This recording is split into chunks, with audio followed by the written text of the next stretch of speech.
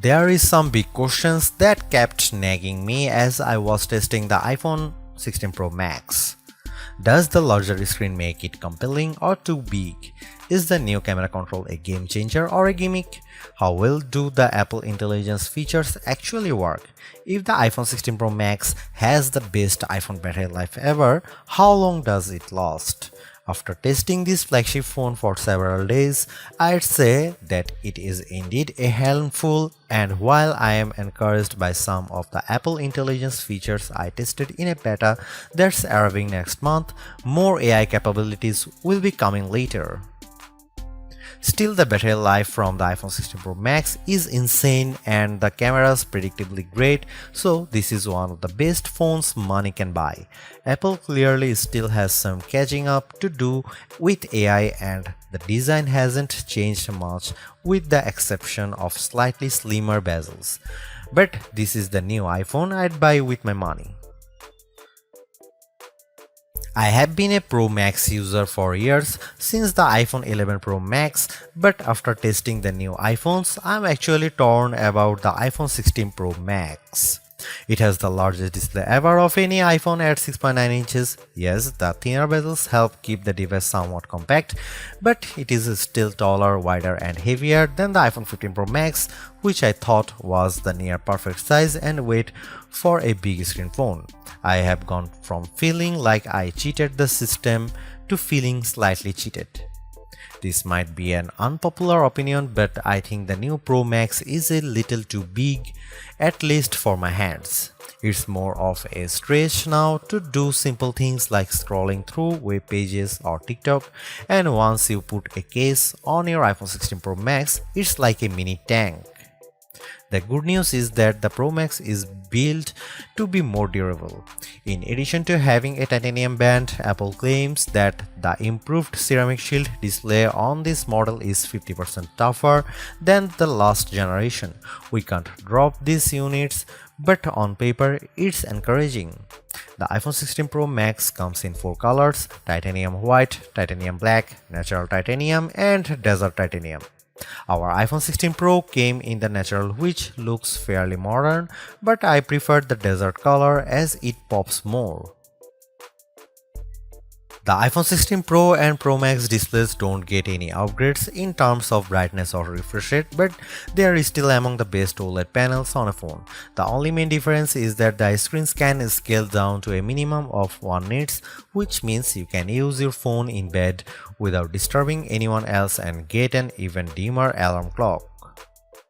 Otherwise, the new iPhone 16 Pro Max screen is largely the same, allowing the Pixel 9 Pro to surge ahead in terms of brightness.